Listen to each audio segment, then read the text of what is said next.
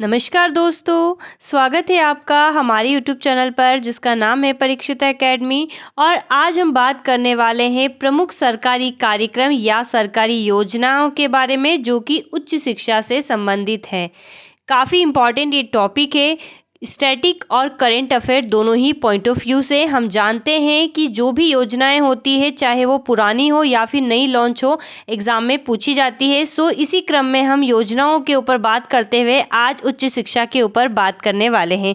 उच्च शिक्षा का अर्थ हमें सबसे पहले पता होना चाहिए अगर हम उसको आज समझ रहे हैं तो उच्च शिक्षा को अगर हम एकदम सिंपल वर्ड्स में कहें तो आफ्टर जो 12th एजुकेशन के बाद का जो एजुकेशन होता है, या हम कहें किसी विशेष विषय या विषयों में विशेष तथा सूक्ष्म शिक्षा से है, तो उसकी यहाँ पर हम बात कर रहे हैं। जनरली जो कॉलेज में हम जाते हैं या हम हायर एजुकेशन को लेते हैं, तो इसी के तहत आज हम सरकार के द्वारा लागू किए गए प्रमुख प्रयासों के बारे में बात करने वाले हैं।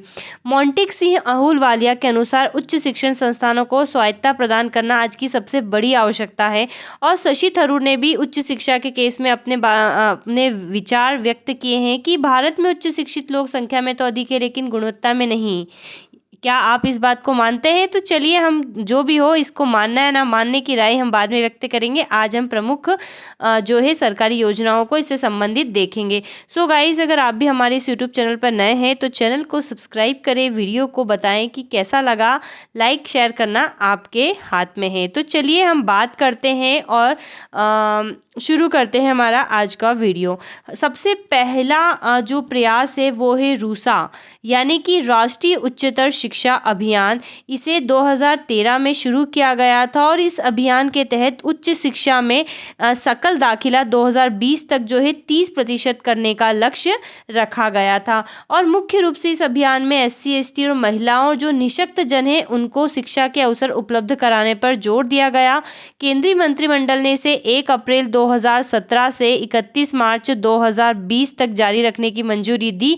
और यह योजना जो है जनरली अब अपने दूसरे चरण में चल रही है। इसका लक्ष्य 70 नए आदर्श डिग्री कॉलेज, 8 नए व्यावसायिक कॉलेज तैयार करना है। इसके अतिरिक्त 10 राज्य विश्वविद्यालयों, 70 जो स्वायत्त शासी यानी कि ऑटोनोमस कॉलेज होते हैं उनकी गुणवत्ता को बढ़ाना इसका प्रमुख लक्ष्य रखा गया था। तो रूसा ये काफ़ी बार एग्जाम में पूछी गई है।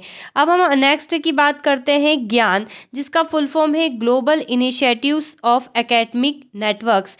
यह योजना का जो शुभारंभ है यानी कि स्टार्ट हुई थी 30 नवंबर 2015 से।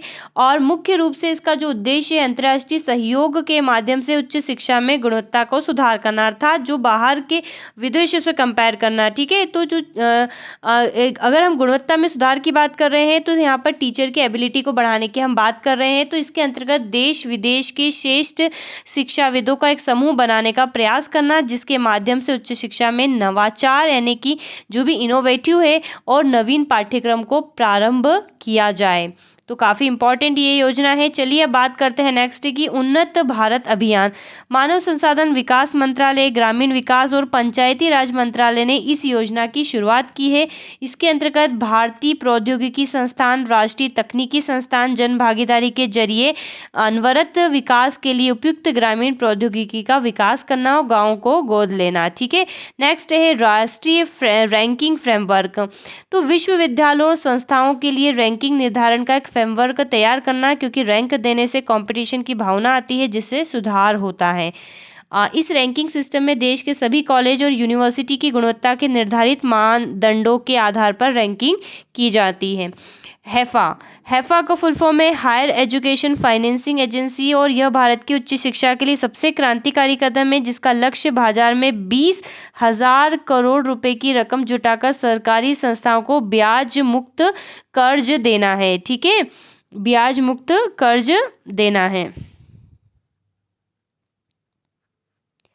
नेक्स्ट योजना की बात करते हैं इम्प्रिंट। तो ये योजनाओं के नाम से ज़्यादा इसका फुल फॉर्म काफ़ी इंपॉर्टेंट है, हो सकता है फुल फॉर्म एग्जाम में पूछा जाए। तो इसका फुल फॉर्म है इम्पैक्टिंग। ठीक है, impacting in research innovation and technology India. देश में उच्च शिक्षण संस्थानों में अनुसंधान और नए प्रयोगों को बढ़ावा देने के उद्देश्य से 5 नवंबर 2015 को इसका शुभारंभ किया गया। समाज में नवाचार और आवश्यक क्षेत्रों की पहचान करना इसका प्रमुख लक्ष्य था। पहचाने गए 10 महत्वपूर्ण क्षेत्रों पर ध्यान देना इसने लक्ष्य अपना रखा था इम्प्रिंट ने, जैसे सुरक्षा प्रतिरक्षा, सूचना प्रौद्योगिकी, स्वच्छ ऊर्जा, अग्रिम सामग्री, जल संसाधन, सतत शहरी डिजाइन, विनिर्माण, स्वास्थ्य की देखभाल, नैनो टेक्नोलॉजी और जलवायु परिवर्तन आदि। नेक्स्ट हम बात करते हैं अर्पित की, जिसका फुल फॉर्म है annual refresher programme in teaching. तो अर्पित एक ऑनलाइन पहल है, यहाँ पर हमें ध्यान रखना है कि ये एक ऑनलाइन पहल है जिसके द्वारा MOOC प्लेटफॉर्म स्वयं का उपयोग करके 15 लाख उच्च शिक्षा के शिक्षक ऑनलाइन प्रशिक्षण प्राप्त कर सकते हैं। इस योजना के माध्यम से उच्च शिक्षण संस्थानों में पढ़ने वाले शिक्षक को उनके विषयों से संबंधित नई जानकारियों से अपडेट किया जाएगा। ठीक है, तो ये टीचर्स के लिए है। हम आगे अगर इसकी बात करें तो नेतृत्व क्षमता को विकसित करना भी इसका उद्देश्य था, जिससे शिक्षक की गुणवत्ता में बदलाव आए और नेतृत्व में सुधार हो। इसके लिए पंडित मदन मोहन मालवीय राष्ट्रीय मिशन को शुरू किया गया है। तो ये बात भी हमें याद रखना है, पंडित मदन मोहन मालवीय राष्ट्रीय मिशन को शुरू किया गया जो सभी उच्च शिक्षण संस्थानों में कार्यरत है। नेक्स्ट योजना है श्रेयस, जिसको हम इसका फुल फॉर्म है scheme for education youth and apprenticeship and skill. और यह योजना जो है 27 फरवरी 2019 को मानव संसाधन विकास मंत्रालय के द्वारा लॉन्च की गई थी और इसका उद्देश्य जो है नए स्नातकों को विशेष उद्योग से संबंधित प्रशिक्षण के अवसर उपलब्ध कराना। अगली योजना है इम्प्रेस, जिसका या इम्प्रेस कार्यक्रम भी इसको बोल सकते हैं। इसका फुल फॉर्म है इम्पैक्टफुल पॉलिसी रिसर्च इन सोशल साइंस योजना। 25 अक्टूबर 2018 को यह जो योजना है वो लॉन्च हुई थी और इसके लिए 11 प्रमुख विषय क्षेत्रों में अनुसंधान पर ध्यान केंद्रित करना है। शासन और समाज पर अधिकतम असर डालने वाले सामाजिक विज्ञान में अनुसंधान प्रस्तावों की पहचान और उसके लिए धन प्राप्त करना। अब नेक्स्ट है भारत में पढ़ो कार्यक्रम। तो भारत सरकार ने 18 अप्रैल 2018 को नई दिल्ली में स्टडी इन इंडिया कार्यक्रम शुरू किया और इसका मुख्य उद्देश्य जो है विदेशी छात्रों को भारत के उच्च शिक्षण संस्थानों में पढ़ने के लिए प्रोत्साहित करना। इस कार्यक्रम के तहत विदेशी छात्र 160 चुनिंदा भारतीय संस्थानों में विभिन्न पाठ्यक्रमों में आवेदन कर सकते हैं। नेक्स्ट है लीप, इसका फुल फॉर्म है लीडरशिप फॉर एकेडमिशियंस प्रोग्राम। यह सरकार द्वारा वित्त पोषित उच्च शिक्षण संस्थानों में दूसरे स्तर के शैक्षणिक कर्मियों के लिए 3 सप्ताह का प्रमुख नेतृत्व विकास प्रशिक्षण कार्यक्रम है। इसका मुख्य उद्देश्य द्वितीय स्तर के एकेडमिक प्रमुख तैयार करना है जो भविष्य में नेतृत्व की भूमिका निभा सके। नेक्स्ट है स्ट्राइड योजना। स्ट्राइड की अगर हम बात करें तो यूजीसी ने देश में अनुसंधान की संस्कृति को बढ़ावा देने के लिए इस योजना की शुरुआत की थी। इसका फुल फॉर्म है scheme for transdisciplinary research for India's developing economy, इसका जो है फुल फॉर्म है। अब हम स्ट्राइड की ही अगर बात करें तो इस योजना का मुख्य उद्देश्य युवाओं को प्रतिभा की पहचान करना, अनुसंधान को बढ़ावा देना अर्थात उसके महत्व को पहचानना तथा नवाचार को बढ़ावा देना, क्षमता निर्माण करना, भारत की विकासशील अर्थव्यवस्था और राष्ट्रीय विकास हेतु ट्रांसडिसिप्लिनरी रिसर्च को बढ़ावा देना है। नेक्स्ट की अगर हम बात करें राइस, जिसको फुल फॉर्म है रिविटलाइजिंग इंफ्रास्ट्रक्चर एंड सिस्टम।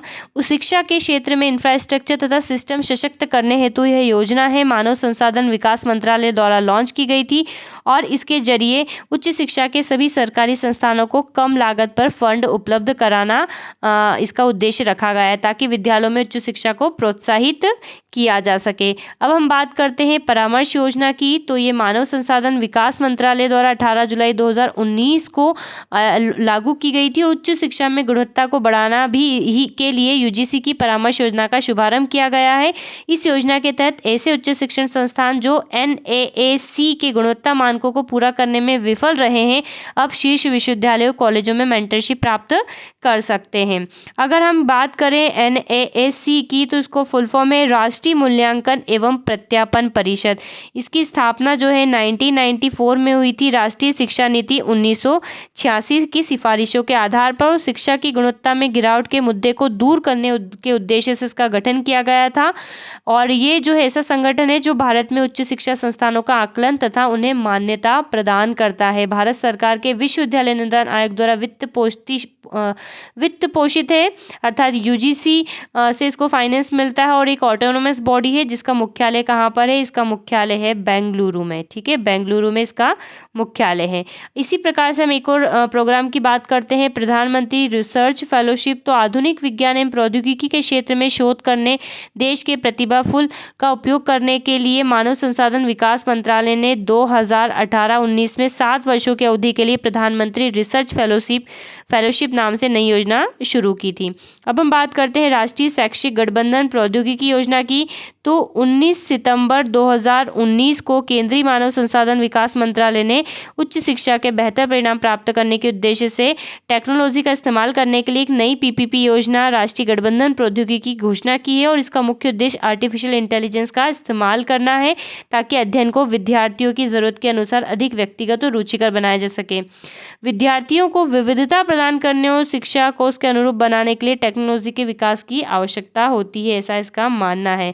तो यहाँ पर आज हमने जो हायर एजुकेशन है उससे संबंधित जो सबसे इम्पोर्टेंट चीज़ है उसकी बात की। बताइएगा वीडियो आपको कैसा लगा। अच्छा लगा हो तो चैनल को सब्सक्राइब करें, वीडियो को लाइक शेयर ज़रूर करें। Have a nice day and thanks for watching.